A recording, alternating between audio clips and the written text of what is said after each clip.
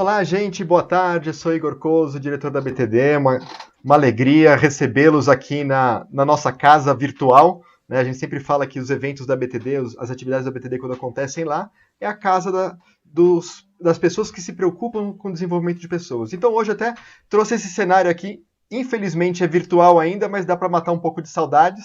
Né? Então, eu estou aqui com Chroma Key, usando um pouco do fundo do espaço da BTD, para que vocês se sintam ainda mais em casa, mesmo que virtualmente. Então, quero agradecer imensamente a presença de vocês. E antes de passar a palavra para o Adriano e para a Fernanda, que vão falar sobre a transição do presencial para online, eu quero falar um pouco sobre as ações que a BTD está fazendo. Uma delas é esse movimento aqui, o Compartilha a BTD, que a gente está trazendo diversos conteúdos, diversas palestras para os nossos parceiros, para os nossos seguidores, para as pessoas que acompanham a BTD. Então a gente faz na parte da tarde transmissões com expositores, com pessoas que já estão participando do CBTD de 2020, que está confirmadíssimo, vai ser de 26 a 28 de outubro. A gente já está trabalhando bastante para que a gente traga inovações e novas atividades para o CBTD lá em outubro, e a gente acredita que o CBTD vai ser um grande momento de retomada sustentada da aceleração do desenvolvimento que a gente já vinha sentindo, e acho que lá em outubro a gente já vai ter passado por toda essa pandemia, por todas essas mudanças e modificações, e a gente vai ter um cenário mais... uma clareza um pouco maior do que vem pela frente, apesar de que eu pessoalmente acredito que a única clareza que a gente tem é que as coisas vão continuar mudando o tempo todo e cada vez mais acelerado. Então a gente tem essas transmissões da parte da tarde que a gente faz pelo YouTube e as gravações ficam disponíveis também no YouTube. E na parte da manhã a gente faz algumas outras transmissões na plataforma da BTD, onde o ao vivo fica aberto para toda a comunidade e as gravações ficam exclusivas para os associados através da plataforma. Então, os associados que quiserem acessar o conteúdo que já aconteceu, que já está disponível, é só acessar a plataforma da BTD, que é btd.com.br/plataforma, e aí vocês conseguem acessar todas as transmissões que já aconteceram. Tá bom? Essa semana ainda eu vou falar um pouco da programação, eu tenho aqui uma cola das atividades, a gente teve uma construção de um game hoje pela manhã, agora à tarde a gente tem esse material do presencial para o online, amanhã a gente vai falar sobre mentoria organizacional com o Flávio, da Caput Consultoria, então conteúdo super legal também. Na parte da tarde, com o pessoal da Haleduc, SOS RH, como o TID vai salvar a sua organização. Então, isso até eu já aproveito para falar um pouco de um movimento que a gente está criando com diversos consultores, diversos parceiros da BTD, que são provedores de treinamentos, provedores de ações de treinamento e de soluções para treinamento, uma campanha que chama Capacite Sempre. Então hoje vocês vão começar a ver essa hashtag Capacite Sempre nas redes sociais, que a ideia é incentivar a continuidade e a aceleração das ações de desenvolvimento. Então a gente quer que todo mundo continue treinando, que a gente valorize as ações de desenvolvimento dentro das organizações. Então a gente está montando uma rede de parceiros e amigos para trazer essas ideias e fomentar as ações de desenvolvimento. Então, se você quiser participar com a gente, você tem uma consultoria, palestrante, entre em contato com a BTD que a gente passa as informações, e você como profissional de empresa que também precisa de ajuda para fomentar as ações, também entre em contato que a gente vai... A ideia é trazer quem está continuando fazendo as ações, trazer uma série de ideias para que outras pessoas possam usar como benchmarking nesse momento do que pode estar acontecendo, do que pode ser feito de ações de desenvolvimento, porque o treinamento não pode parar, então hashtag Capacite Sempre. E aí na quinta-feira tem mais duas transmissões, na parte de manhã a gente vai falar sobre diversidade com a Carol Guinarra, e na parte da tarde sobre inteligência artificial e interação humana para ações de aprendizagem com o pessoal da Rosetta Stone. Então, são várias atividades ainda durante a semana. Sigam a gente nas redes sociais, no YouTube. Aliás, aproveitando o meu momento youtuber, se inscrevam no canal, curtam o vídeo, porque isso gera mais relevância, mais gente consegue acessar esses vídeos. E se inscrevam para receber as notificações das transmissões. Então, quando a gente tiver transmissão, vocês conseguem receber as notificações das transmissões da BTD. Tá bom? Eu vou passar agora a palavra para o Adriano e para a Fernanda. Quero agradecer imensamente a participação e o assente deles nesse projeto. Tenho certeza que é um conteúdo que vai ajudar muito as pessoas que ainda estão trabalhando para fazer essa transição dos conteúdos presenciais para o conteúdo online. Adriano, Fernanda, muito obrigado pela participação de vocês. Deixa eu colocar aqui a tela, porque eu também estou como operador de câmera. Então eu fico aqui de ajuste, só um minutinho que está entrando. Opa. Vamos lá. Adriano, tá no ar. Muito obrigado pela sua participação aí com a gente. Legal, Igor, tudo bom? Como é que você tá? Tudo joinha, tudo certinho. Tranquilo. Que bacana. Bom, Igor, primeiro é muito legal para a gente da HT1 estar aqui nessa apresentação falando um pouquinho da nossa metodologia de como fazer do presencial para o online. Eu queria chamar a Fernanda Palacios, que é minha sócia na HT1. Fê, você está aí? Tô aqui sim. E aí, Fê? Boa tarde, tudo bem? Muito obrigada pelo convite.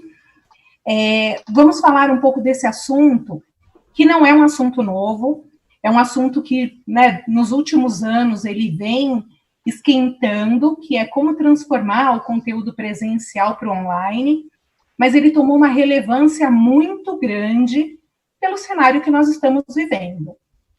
E uma das perguntas que mais aparecem para a gente é o seguinte: dá para fazer capacitação comportamental no ambiente online? É possível, Adriano? Sem sombra de dúvida, né? Antigamente, na verdade, eu não vou revelar muito a data, não, mas mais ou menos lá por 95... Não, a gente já começa a dedurar a idade. Em 95, Fê, eu fiz a minha primeira entrega de um treinamento por computador, não era nem online ainda, a gente fazia entrega de computador. Eu não tinha nascido ainda, Adriano. Eu fazia entrega por disquetes ainda, e a gente já naquela época fazia treinamento tanto comportamental, como também fazia os treinamentos de processos, de sistemas. Então, dá para a gente fazer isso? Sem sombra de dúvida que dá. Existe uma habilidade aí de alguns profissionais que são envolvidos nessa produção que vai garantir o sucesso disso, né? Antigamente, Fê, a gente até falava que existia uma régua. Do lado direito a gente olhava para o comportamental, do lado esquerdo a gente olhava para o procedural. Então a gente media assim, tá bom, o meu assunto é treinamento de sistema, então é mais procedural, vai para o e-learning. Não, o meu treinamento envolve mais comportamento, envolve trabalho com pessoas, envolve relacionamento. Vai para o presencial. Então isso meio que caiu por terra, né, com as novas tecnologias, a forma como a gente faz essa abordagem, sem sombra de dúvida, permite que a gente traga todos esses temas que falam do comportamento humano para o treinamento online, sem problema nenhum, Fê. A gente consegue fazer isso tranquilamente. Obrigada, Adri. Para ajudar a gente a explicar um pouquinho como isso é possível, nós trouxemos aqui a PNL e a neurociência. Então, primeiro falando rapidamente da PNL. O que é a PNL? A PNL é o estudo da estrutura subjetiva, da experiência subjetiva do ser humano. O que é isso, né? Que estrutura subjetiva do ser humano? É como fazemos o que fazemos. Geralmente, a gente não para pensar o que a gente está fazendo. A gente simplesmente age, a gente faz, né? Então, a gente gera um pensamento que gera um comportamento e a gente vai vivendo isso no nosso dia a dia, são os nossos hábitos, são os nossos comportamentos automáticos. A PNL vem para entender um pouco de como as pessoas fazem o que elas fazem e como elas obtêm sucesso com isso. E por que a gente trouxe a PNL? Porque a PNL, ao estudar essas pessoas que têm sucesso e como elas obtêm esse sucesso, ela trouxe para a gente algumas ferramentas muito valiosas para a gente entender o comportamento humano. Então, uma delas são os pressupostos da PNL, e aqui a gente vai focar em um que é o modelo de mundo. O que eu falo sobre o modelo de mundo? É como as pessoas encaram e enxergam a sua realidade a partir das suas experiências. Um fato acontece. Não é porque aquele fato acontece que 2 pessoas, ou 3, ou 4, vão enxergar a mesma situação.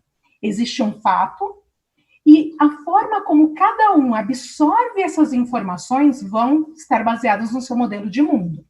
A sua cultura, as suas experiências, a sua família, os professores, experiência profissional, tudo isso vai fazer com que a pessoa crie filtros e, ao se deparar com um fato, ela escolha aquilo que ela está mais habituada desse fato e aí vai enxergar pelo seu prisma.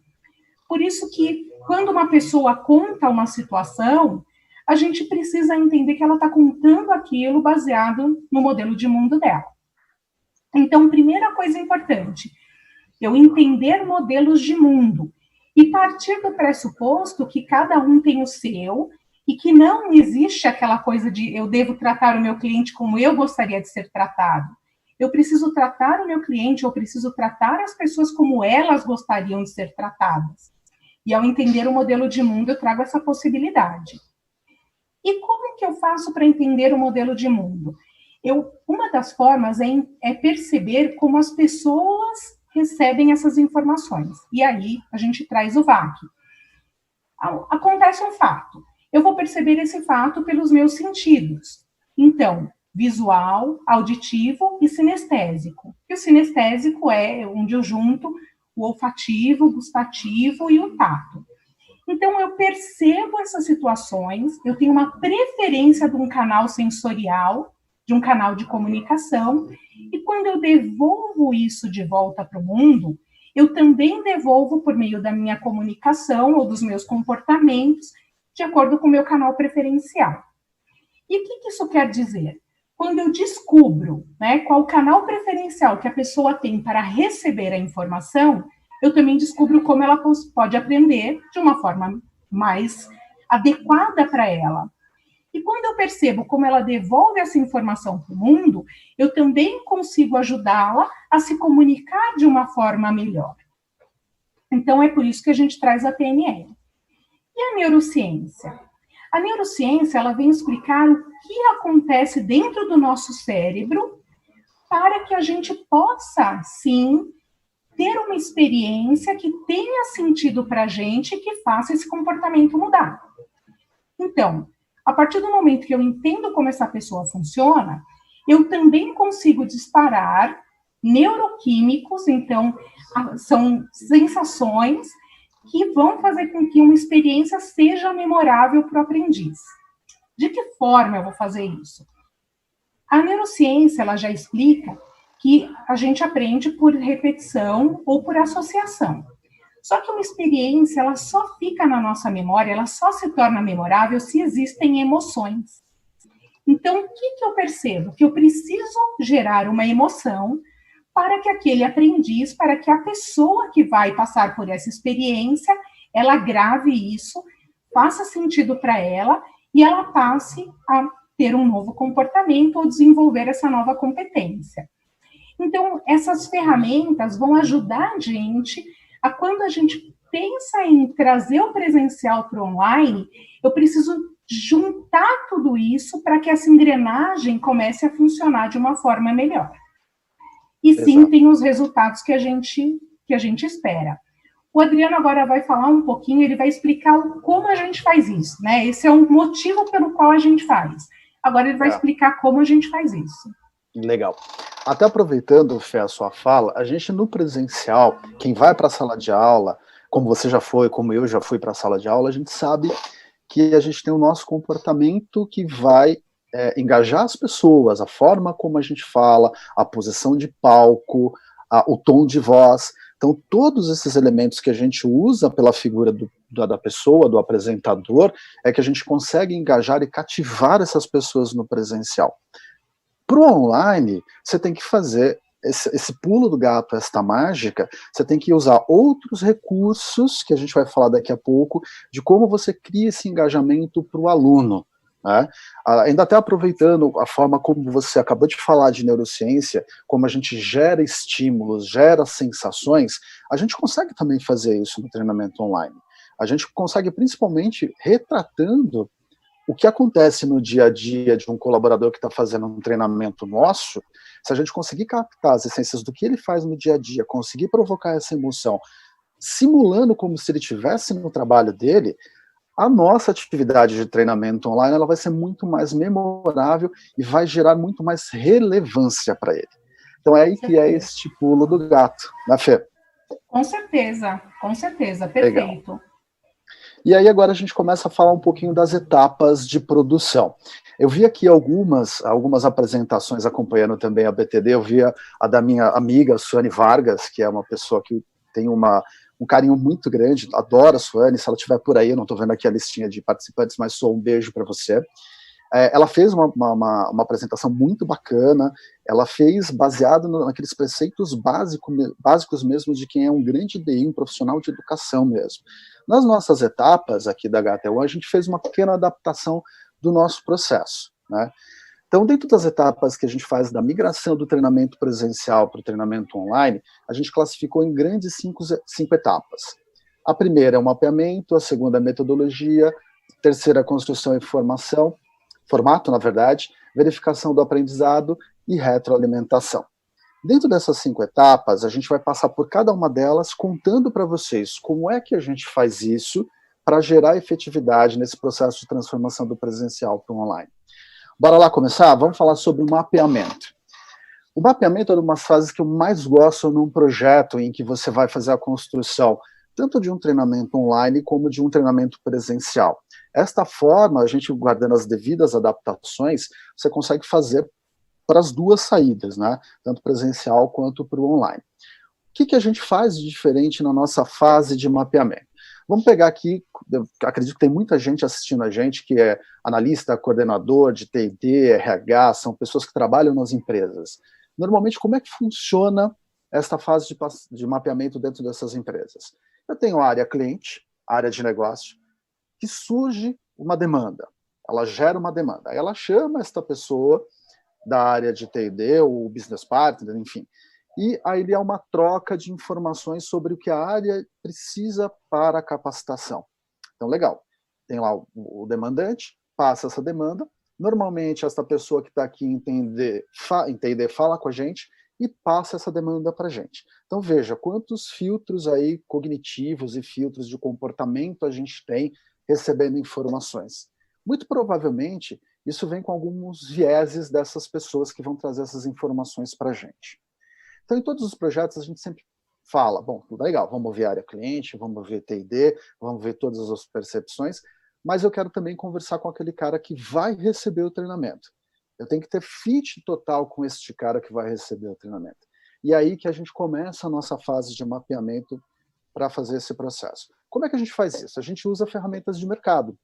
Então, você pode usar o Google Forms? Pode. A gente usa o SurveyMonkey, que é uma ferramenta um pouco mais profissional, uma ferramenta profissional que te dá várias formas de fazer pesquisas de maneiras inteligentes, né?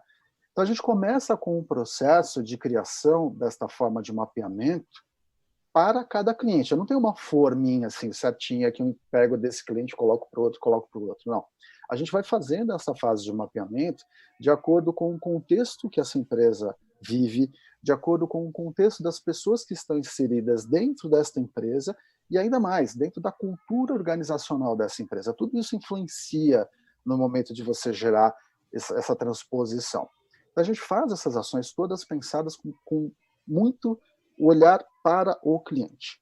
Aí, para não ficar uma coisa etérea, eu vou fazer aqui um alt-tab aqui para trazer uma outra tela, fiz um apanhado de algumas informações desta fase de mapeamento, como é que a gente faz isso. Então, Igor, segura aí, que a gente vai fazer um alt-tab aqui para trazer as informações. Né? Eu acho que vocês estão vendo uma tela de PowerPoint por aí? Tá vendo, Fê, essa tela? Legal. O que a gente faz? Eu fiz um recorte de várias informações aqui de vários clientes diferentes, né? Claro que essa tela não é desse jeito, enfim, eu estou trazendo uma tela com resultado e fiz uma composição para explicar essa tela para vocês.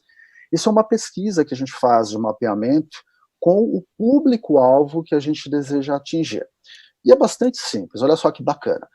É uma pesquisa que diz ali, você aprende melhor quando? e eu tenho as minhas alternativas. Note que eu tenho aqui 651 respondentes dessa pesquisa, e eu fiz as seguintes perguntas mais relevantes, eu vou me ater a essas perguntas mais relevantes. A primeira delas é: você aprende melhor quando você experiencia, tem a possibilidade de testar. Então veja, 412 profissionais escolheram esta alternativa. Ok, bacana. E aí eu vou para a segunda alternativa mais relevante, que é: você vê o que está aprendendo, slides, demonstração e etc. 147 pessoas responderam essa alternativa.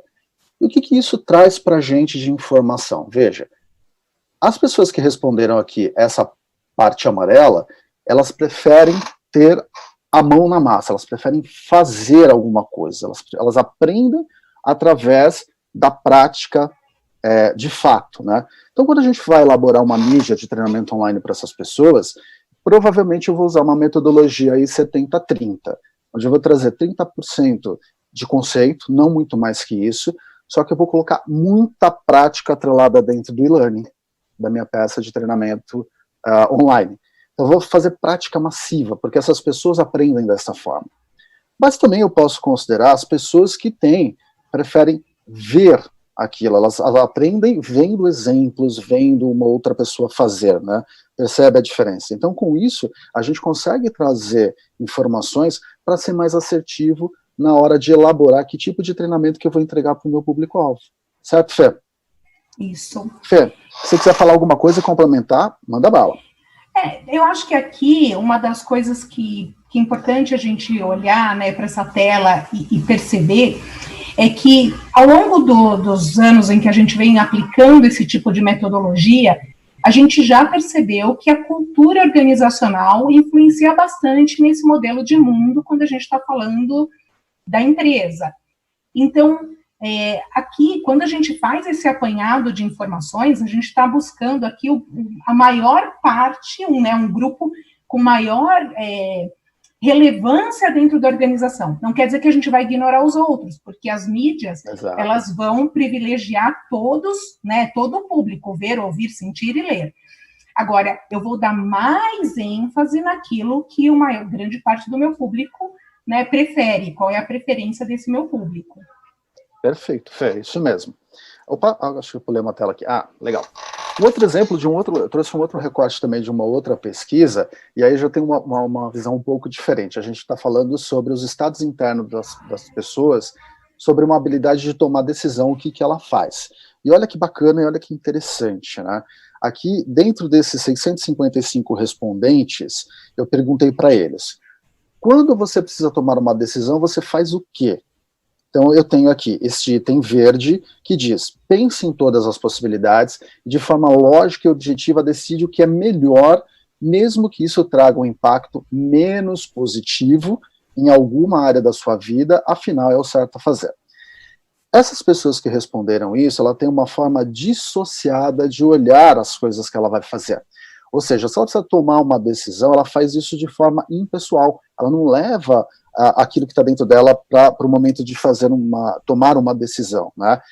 Mas, enfim, isso é uma informação bacana que traz para a gente subsídios de como a gente vai abordar isso dentro do treinamento. Do outro lado, eu tenho as pessoas que são sensitivos associados. São as pessoas que tomam decisões de forma subjetiva e de forma pessoal. O que isso quer dizer? A pessoa ela vai olhar para o passado, ela sempre está olhando para o passado, vendo as experiências que ela fez, que ela teve, e ela toma as decisões dela baseada nisso. Então ela não consegue fazer isso de outra forma. Então, isso não é um perfil muito legal, porque ela sempre não vai conseguir ver outros olhares para uma tomada de decisão, né? E por último, a gente tem aqui um outro recorte também que a gente fez para um programa de líderes. Essa pesquisa, especificamente, ela ia nos ajudar a fazer a formatação de um programa de liderança. E aí, saiu um monte de coisa muito interessante nessa pesquisa. Eu trouxe um recorte específico que fala de uma pergunta que é assim: você assumiu um novo desafio e agora terá uma equipe jovem e muito questionadora. Quais provavelmente seriam suas principais atitudes? Então, são líderes respondendo. Vejam que a grande parte das pessoas que responderam isso, 85% dessas pessoas, fazem microgerenciamento de pessoas. Elas tratam as pessoas de forma muito valorizada. E aí a gente foi correr atrás dessas informações para entender o perfil do público que a gente estava lidando. E a gente acabou descobrindo que existe uma cultura dentro da empresa de se valorizar muito o indivíduo, mas é muito exacerbado, né? E aí foi até engraçado ao final dessa pesquisa, porque o objetivo dessa pesquisa era fazer o programa de liderança, desenvolver um programa de liderança blended, inclusive, né? Ela tinha ações que seriam online e ações presenciais, né? E aí a gente acabou tomando um outro passo, a gente deu um passo atrás, voltamos um pouco, e a gente descobriu que a gente precisava tratar primeiro cultura organizacional, que era uma questão muito latente, muito forte. Então paramos tudo, chamamos o cliente e dissemos, olha, não dá para começar a falar de liderança agora, a gente tem um problema que precisa ser resolvido, que fala sobre cultura organizacional. E a gente começa a fazer o primeiro projeto de cultura organizacional e depois vai fazer o programa de liderança. Aí você deve estar pensando, mas o que isso tudo traz para a gente? Traz informações que são relevantes tanto para a empresa, tanto para a gente construir os treinamentos para esse cliente, né? E como é que a gente devolve isso para o cliente? Isso vai num relatório de conclusões em que a gente traz todos os nossos achados que a gente trouxe para a nossa construção, mas que no final das contas eles também são muito úteis para a empresa, né? Então a gente consegue embasar direitinho a empresa, por que a gente está fazendo essas ações para construir as ações de treinamento e qual o resultado que isso traz também para a organização. Certo, Fê?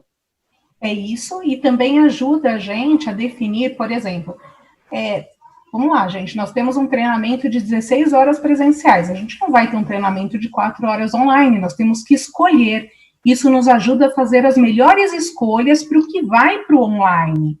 Então, baseado nisso, eu faço a melhor escolha, eu escolho aquilo que eu preciso passar ou reforçar para o meu público. E, né, acabo tendo a maior relevância e também uma maior adesão ao público, porque aquilo tem a ver com o que eles estão buscando, estão precisando, estão necessitando nesse momento. Perfeito, ótimo. Legal. Então, Igor, aguenta aí que a gente vai fazer uma outra troca de tela aqui, eu vou voltar lá para a nossa apresentação. Então, voltando para a nossa apresentação, isso tudo a gente está falando do mapeamento. Tudo isso que eu falei até agora é só sobre mapeamento, tá? Porque essa fase é a fase mais importante que vai dar sustentação para a gente, para desenvolver uma big ação de treinamento online, uma ação muito estruturada de treinamento online. Depois disso, a gente vai para as metodologias. Né? Que metodologias que a gente usa? A gente usa as metodologias de mercado. A gente gosta do 6Ds, a gente acha bacana algumas coisas do 6D, a gente gosta de 70-20-10, a gente gosta de 70-30. O que mais, Fê, que a gente usa? Andragogia, eutagogia. O que a gente utiliza são as metodologias conhecidas no mercado e que ajudam a gente na hora da construção do conteúdo. Que aí a gente vai para uma questão mesmo do design instrucional, que vai se ater a construir aquele conteúdo para levar para o aprendiz, né, o que ele precisa desenvolver e como ele vai se sentir no final desse treinamento. A taxonomia de Bloom. Exato. Isso você falou é extremamente importante. Eu sinto muita falta hoje nos treinamentos mais atuais de ver toda essa definição de objetivos instrucionais logo no início do treinamento. A pessoa vai para um treinamento, às vezes ela nem sabe exatamente o que é aquela estrutura do treinamento, né? Quando você faz uma taxonomia de Bloom bem estruturada, o aluno consegue ter a percepção do que ele vai aprender. No final do treinamento, ele estará apto a quê? Ele precisa saber descrever um processo, ele precisa saber elaborar um plano de negócios, são saberes diferentes, são habilidades diferentes que a gente usa para classificar o que a gente vai ensinar para a pessoa. E isso eu realmente sinto muito falta nos e-learnings que a gente vê por aí atualmente. Acho que é uma coisa fundamental que deveria voltar e com força total. Né? E aí, Fê, vamos falar o seguinte, Fê, vamos fazer uma pausa aqui para a gente fazer um link com a vida real e a gente vamos trazer um case que a gente fez de mapeamento, que eu acho que é super legal para você contar para a gente também, de uma indústria de cosméticos, que foi essencial para o sucesso desse projeto, pois o cliente tinha uma série de dores, né? Eles não tinham uma intimidade muito grande, na verdade eles tinham intimidade muito grande com o treinamento online, mas não tinham uma adesão tão grande com o treinamento online como eles gostariam de ter. E aí essa fase de mapeamento ela foi essencial para o sucesso do projeto e a gente gerar efetividade e engajamento nas adesões, para as adesões de treinamento online. Olha lá, Fê. Perfeito. Igor, se tiver algum comentário, alguma pergunta, fica à vontade aí para interromper a gente, tá? Oi, Fê, deixa eu aproveitar então. Tem sim já alguns comentários aqui. A Sandra Gentil acabou de colocar, para o mapeamento, eles usam Kolbe, estilos de aprendizagem. Usaram Kolbe, estilos de aprendizagem? Sandra, acho que acho que é qual, né? Qual estilo de aprendizagem, isso? A gente utilizou metaprogramas. Metaprogramas, da legal. PNL. Isso, da PNL. Adriano, a sua Anitta aqui, ela já te mandou um comentário aqui também. Objetivo de aprendizagem mais objetivo de desempenho é igual design instrucional e estratégico. Perfeito. Eu gosto muito dessa formulinha, assim. Sim. Não, Sônia é mestre nisso, não tem nem como discutir, é verdade, isso mesmo. Super parceira. Legal. E tem mais um comentário do Rogério Castillo. Como transformar um treinamento técnico com práticas de manutenção, por exemplo, em um treinamento à distância? Aí já começa a entrar nas questões técnicas, nas dores da galera. Legal. Eu vou mostrar para vocês daqui a pouco um exemplo de um treinamento. E não é, eu sempre ouvi a minha vida inteira, treinamento técnico, é chato, treinamento técnico não sei o quê, treinamento de sistema, é mais um. Não precisa ser chato, ele pode ser muito diferente de acordo com a habilidade do DI. Então, se você pega um DI, um institutional designer, um desenhista institucional, e ele é habilidoso, ele consegue gerar uma ação de treinamento online muito bacana, que foge totalmente daquele padrão do que a gente vê. Procedimento, faz o procedimentozinho, faz um testezinho, aquela coisa padrão. Não, ele transforma isso, ele pega, ele estuda a realidade do cliente dele, final, que vai utilizar, por exemplo, ou treinamento de sistemas, ou treinamento de normas, o que seja, e ele contextualiza isso. Nesse processo é que ele consegue gerar atratividade, consegue gerar uma peça de treinamento muito bacana, né? Então dá para fazer, com certeza, e fica muito atrativo para o usuário final. E é bem importante também entender quem é esse público final dele, porque se for um público que aprende melhor no ler, ele vai gerar aquele learning tradicional de passar a tela mesmo e não vai perder muito tempo com isso. Agora, se ele tiver um público que aprende melhor no mão na massa, esse modelo que o Adriano vai mostrar daqui a pouco pode se encaixar perfeitamente. Por isso que o mapeamento acaba sendo tão relevante nesse contexto. Legal.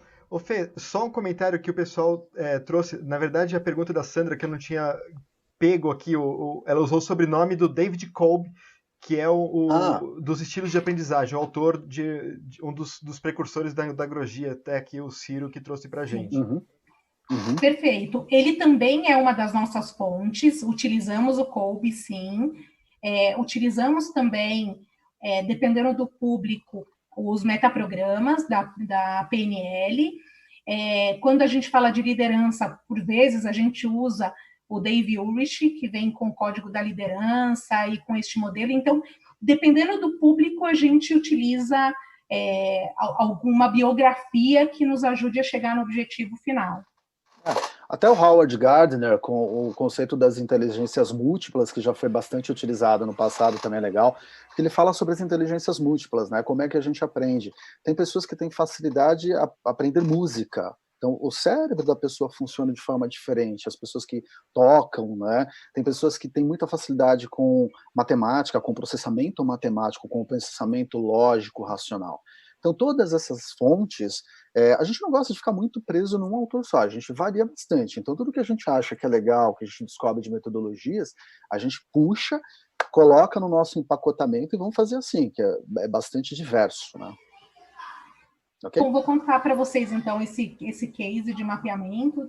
Igor, se tiver mais algum comentário, fica à vontade, tá? E pode interromper. Pode deixar, qualquer coisa eu vou falando.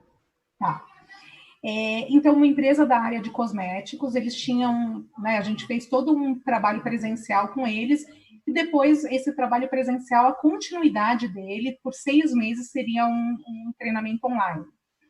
E existia já um problema desde o início, que foi retratado, inclusive, relatado, inclusive, pelo próprio presidente da empresa, o presidente estava a par disso, que era a falta de adesão aos treinamentos online. Era por volta de 30%. Eles podiam lançar o treinamento que fosse, o tema mais importante que fosse, assim, as pessoas não entravam e não cumpriam, às vezes começavam a assistir, mas não seguiam com o treinamento todo.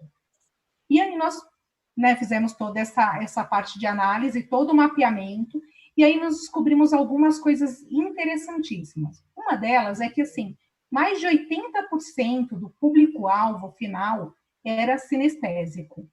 O que isso quer dizer? Elas percebiam o mundo por meio do tato, do olfato e do paladar. Eram pessoas que estavam mais sensíveis ao sentir, ao toque. Então, primeira coisa que a gente começou a desenhar, como que a gente vai engajar essas pessoas? Se são pessoas, né, sinestésicas, se sentir para elas é importante, elas também precisam se sentir importantes dentro desse processo. E aí nós criamos uma metáfora que era a árvore da vida. Para essas pessoas ingressarem no programa, elas receberam um convite, que era um papel semente, e esse papel ele deveria ser plantado, era uma semente de manjericão, e o manjericão, para que ele, né, esteja totalmente, né, maduro para ser colhido, ele tem um tempo, e esse tempo é o tempo que o programa levava. Então, isso foi uma forma da gente convidá-las a entrar no programa. E todo o programa online, ele também foi desenhado fazendo referência a essa metáfora. Então, para cada peça online, aparecia, né, um avatar que a gente criou, e ele ia regando essa planta, e essa planta ia crescendo, ia se desenvolvendo ao longo de todo esse período do programa.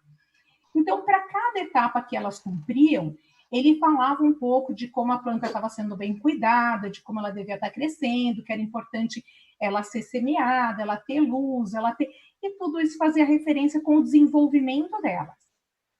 E isso fez com que, né, durante o programa, a gente atingisse um pico de mais de 80% de adesão aos treinamentos online.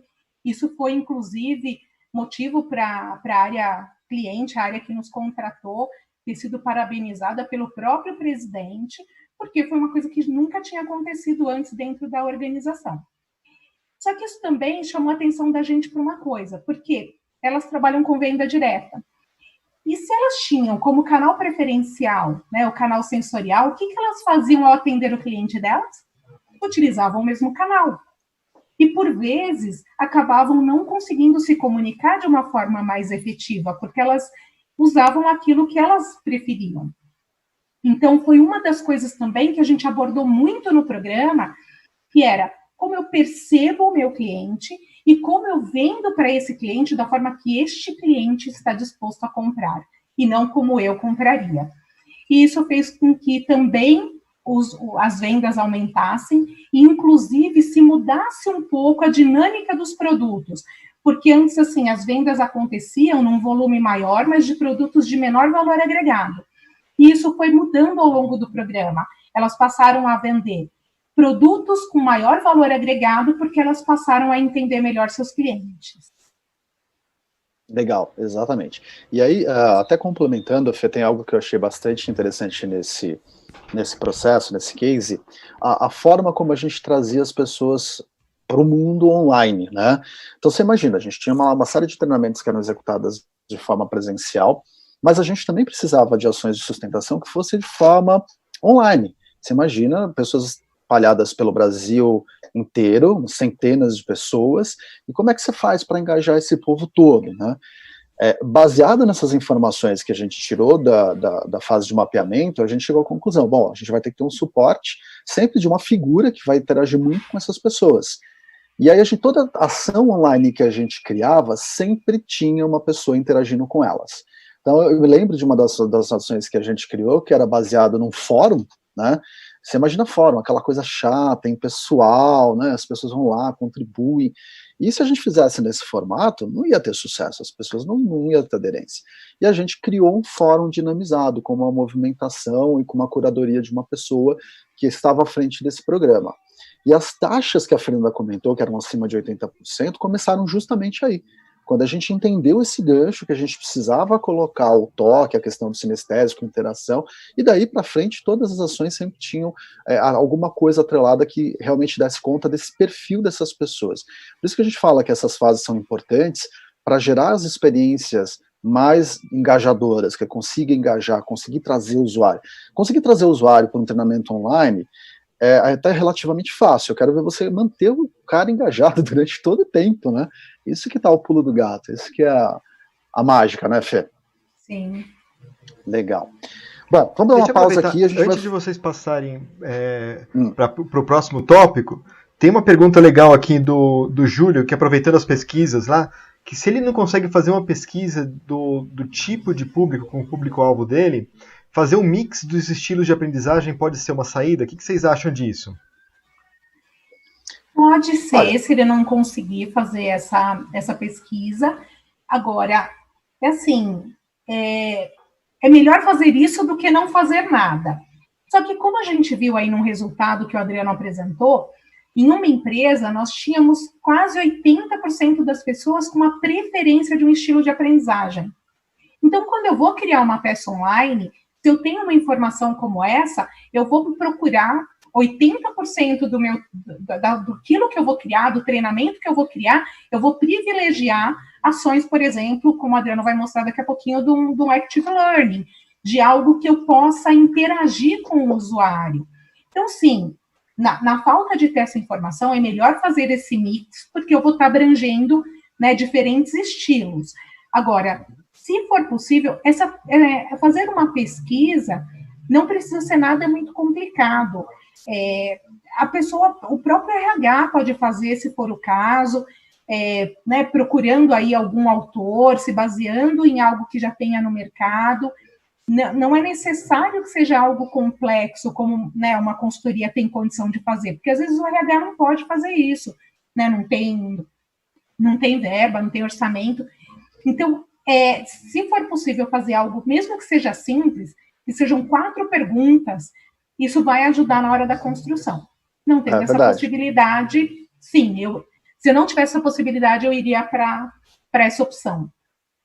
E até complementando a resposta da Fê, suponho que também ele não pudesse fazer essa pesquisa, enfim, mas ele pode fazer, por exemplo, um levantamento de informações, passando a mão no telefone, ligando e conversando com as pessoas, fazendo um formato de entrevista, que seja por WhatsApp, por telefone, por Skype, por Zoom, por qualquer ferramenta.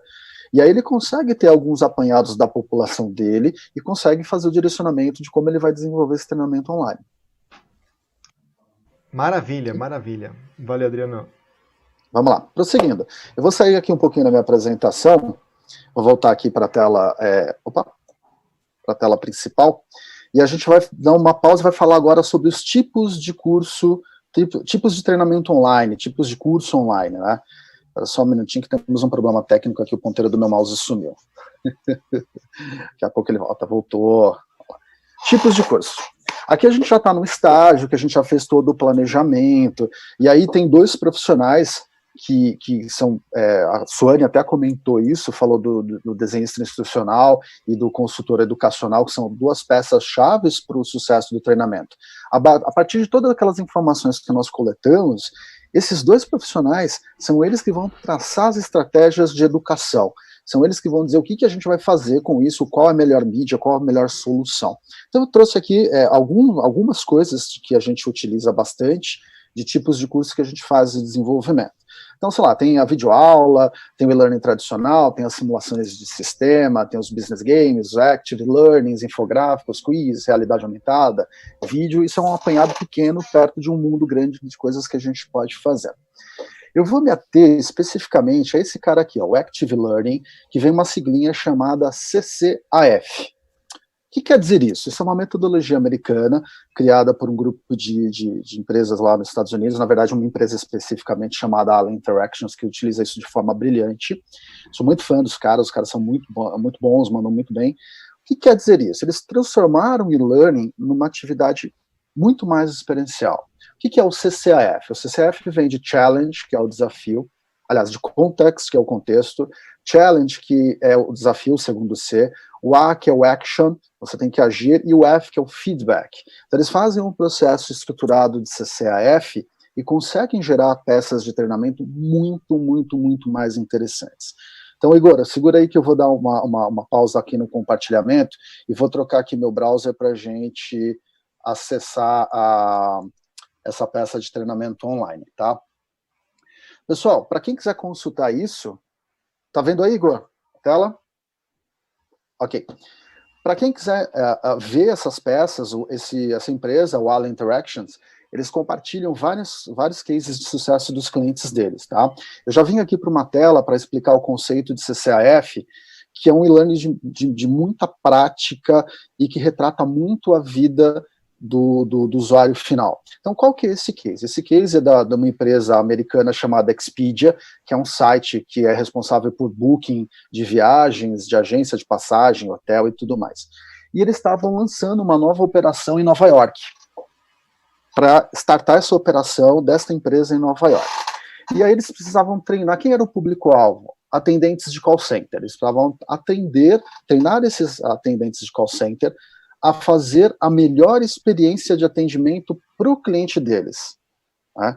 Como é que eles estruturaram isso? Aí a gente vai ver todos os elementos do CCAF, o challenge, que é o desafio, o contexto, o action, o feedback aqui presente nesta tela. Então, como é que eles começavam essa operação? Eles faziam o seguinte, eles criaram aqui os perfis dos clientes, essa aqui é a Mary Beth, total de 1 a 5 clientes que eu vou fazer o atendimento, e aqui se você olhar nessa fichinha, você tem um profile, ele traz informações a respeito da Mary Beth, quem é a Mary Beth? E aí, então, a gente pode ver, ela vem lá da Dakota do Sul, é a primeira viagem dela que ela vai fazer para Nova York com o marido, com as crianças de 6 a 11 anos, ela quer um hotel que seja legal, um hotel boutique ali de 3 estrelas, um hotel descoladinho, bacana, pode até ser uma suíte, e ela pretende fazer uma viagem para conhecer Nova York, ver o que Nova York oferece com as crianças, né? E aí eu tenho mais informações aqui em quotes. Ela tem preferências de, por exemplo, ficar num lugar que não seja muito tumultuado, não seja um lugar que, por exemplo, atrapalhe o sono dela. Ela não quer ter limitações de, por exemplo, carro, que é muito difícil de estacionar carro em Nova York, ela não quer carro. Ela se preocupa de ser lugares com uma vizinhança muito barulhenta, e o marido dela também gosta de fazer atividades esportivas. Como é que eles fizeram? Eles contextualizaram o que vai acontecer na vida do atendente. Isso aqui é o que acontece no dia a dia do atendente da Expedia, né? Legal, tá aqui o contexto. Aí começam os desafios. Eu tenho aqui um mapa de Nova York, e esse é um mapa interativo. Conforme eu vou passando o mouse em cima do mapa, ele vai trazendo as informações sobre cada região de Nova York, né? O que acontece nessa região, o que dá para ver aqui. Então, baseado no perfil dela, eu vou interagir com o meu mapa e eu vou dizer o seguinte, bom, eu acho que eu vou pegar aqui Midtown West, pode ser que de repente seja um distrito legal para ficar. Não, acho que não é não. Eu vou pegar o Upper West Side. Legal, peguei o Upper West Side. Quando eu clico, ele já troca para uma outra telinha, me dando as opções de hotéis, né? Olhando para cá, o que você acha que a gente deveria escolher aqui para ela? Ela falou que ela tinha lá um hotel 3 estrelas, boutique, não era isso? Que era o contexto que ela trouxe? Legal, vou selecionar esse hotel aqui.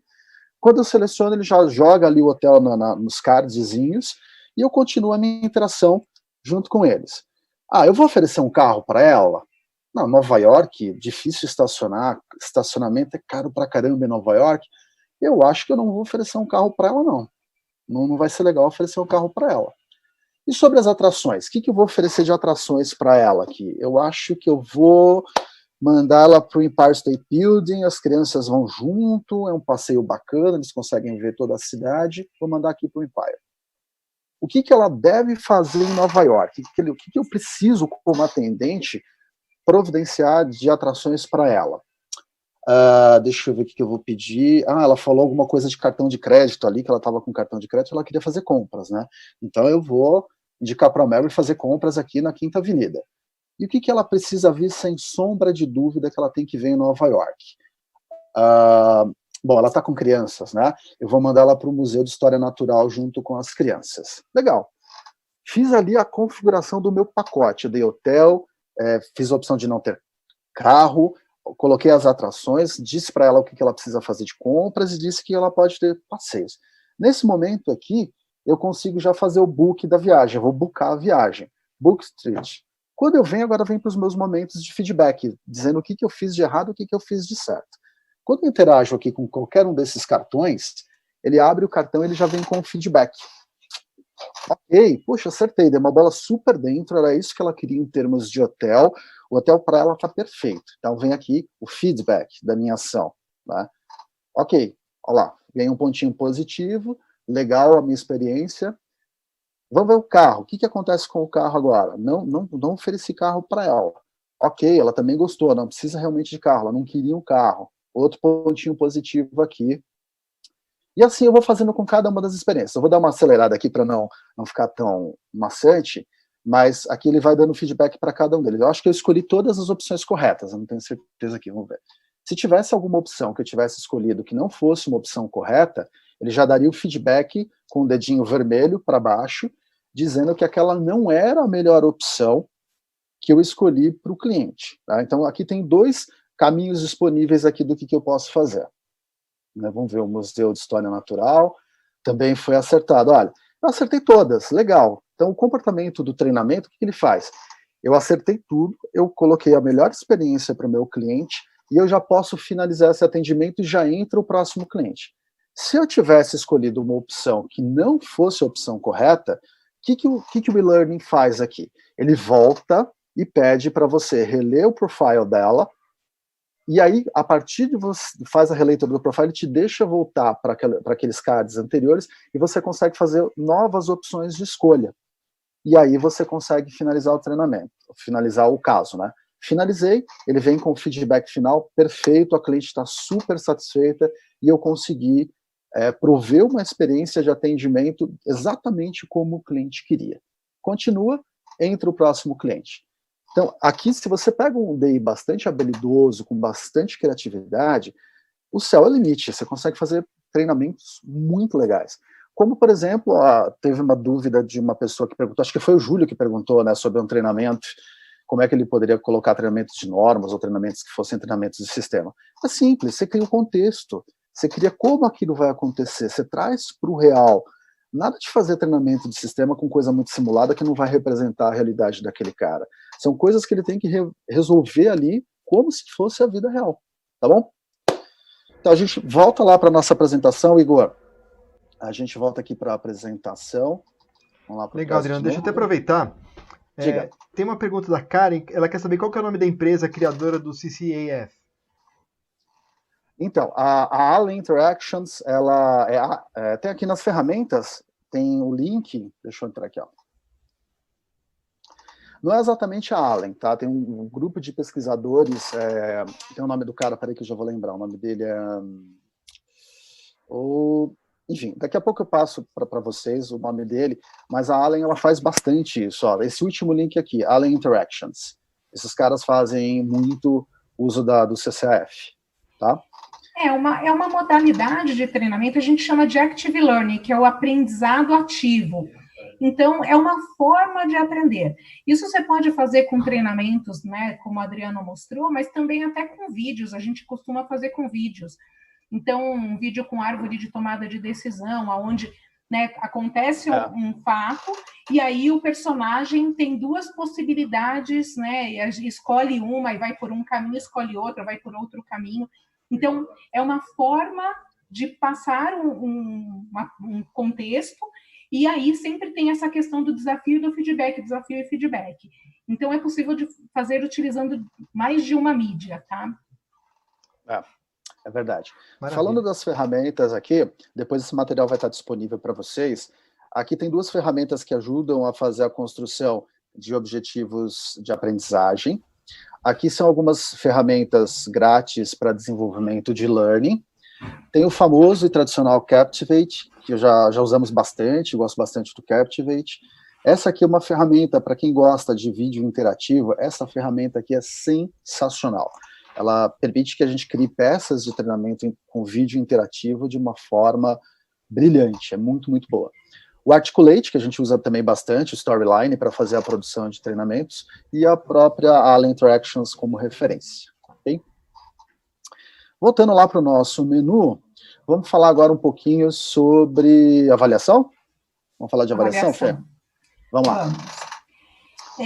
Uma das coisas que a gente acredita que podem fazer com que um treinamento online seja bastante efetivo para que ele chegue nos resultados é a gente ter algum tipo de avaliação. Então, isso pode acontecer de mais de uma forma. Uma delas, que assim funcionou muito bem num trabalho que nós fizemos para um cliente do segmento bancário, é o pré- e pós-teste. Foi para um treinamento comportamental e nós criamos algumas perguntas da parte técnica desse treinamento comportamental. Porque, mesmo que seja um treinamento comportamental, existem algumas questões que a pessoa precisa saber, então vem a parte do saber, né, do conhecimento, e a gente pode testar esse conhecimento. E quando a gente testa esse conhecimento, a gente gera também, desperta no aprendiz a necessidade de descobrir algo e de aprender algo. Então, a partir do momento que a gente testa, esse aprendiz percebe que conhece ou que não conhece alguma coisa e eu desperto esse desejo nele de conhecer. E depois eu vou para o pós-teste, que é onde eu tenho como comparar como ele estava antes e como ele está depois desse treinamento. Isso é uma das formas. Agora, assim, a forma que nós acreditamos que seja a mais eficaz é quando a gente envolve a liderança. A gente pode fazer exercícios, tem quiz que o Adriano falou, a gente pode gerar uma pesquisa depois, a gente pode mandar podcast. São várias coisas que no dia a dia vão ajudá-lo nessa sustentação desse conteúdo, mas o envolvimento da liderança é o que faz com que o resultado ele seja mais efetivo. Por quê? Porque quando eu participo com o meu liderado de uma ação, esse liderado, além dele saber que existe essa troca, eu também posso mensurar isso.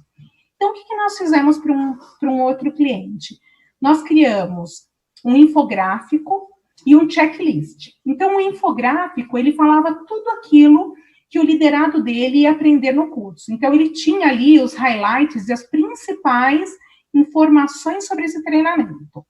E o checklist, ele ajudava esse líder a como ele poderia fazer para, no dia a dia, acompanhar o desenvolvimento desse liderado.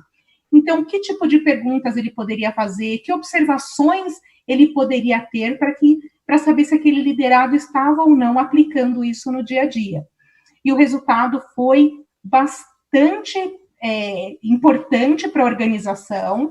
Eles tiveram uma melhora nas avaliações, né, daquela área que participou do treinamento, e os líderes se sentiram também importantes nesse processo, porque eles tinham ali um papel relevante como, né, tutores e mentores desses liderados. Ô Fê, deixa eu aproveitar o gancho, vamos falar aqui um pouquinho, até um conceito, você é mestre para falar sobre esse assunto, sobre a questão do envolvimento da liderança, sobre a questão do ponto de vista da física quântica do observador, que é uma sacada que eu acho genial. Fala pra gente um pouquinho desse conceito de quando você tem uma pessoa envolvida no processo de observação. Assim, não vou me aprofundar nisso, né, até... sou uma curiosa em física quântica, não sou uma grande estudiosa e pesquisadora, mas existe o fenômeno do observador, que o fenômeno, né, que ele muda quando ele está sendo observado. Quando existe um observador, o fenômeno ele se altera, as partículas se alteram. Então, se a gente levar isso para a vida real, né, para o nosso dia a dia, quando você, como liderado, né, sabe que o seu líder está ali, né, te observando, e aí eu não estou falando observando de uma forma ruim, tá? Ele está te observando, ele está querendo te ajudar nesse processo, você vai ter uma maior disciplina para aplicar aquele conteúdo, aquele aprendizado e desenvolver essa capacidade. Então, isso faz com que o próprio aprendiz aplique, né, essa competência, até para poder mostrar para o líder dele o quanto ele está engajado nesse desenvolvimento. Legal, é isso mesmo. E eu até faço um adendo também, Fê, da importância do processo de aprendizagem ser contínuo, não ser uma coisa estanque, que começa e termina, né? Mesmo que seja no formato de learning, suponha que você tenha traçado a sua estratégia e a sua estratégia culmina com um treinamento online. Ok, beleza. Dentro do nosso processo de aprendizagem, a gente está lá, imagina um gráfico, né? A gente tem um gráfico subindo, o nosso processo de aprendizagem está aumentando, chegou aqui ao final do treinamento, ele está aqui em cima.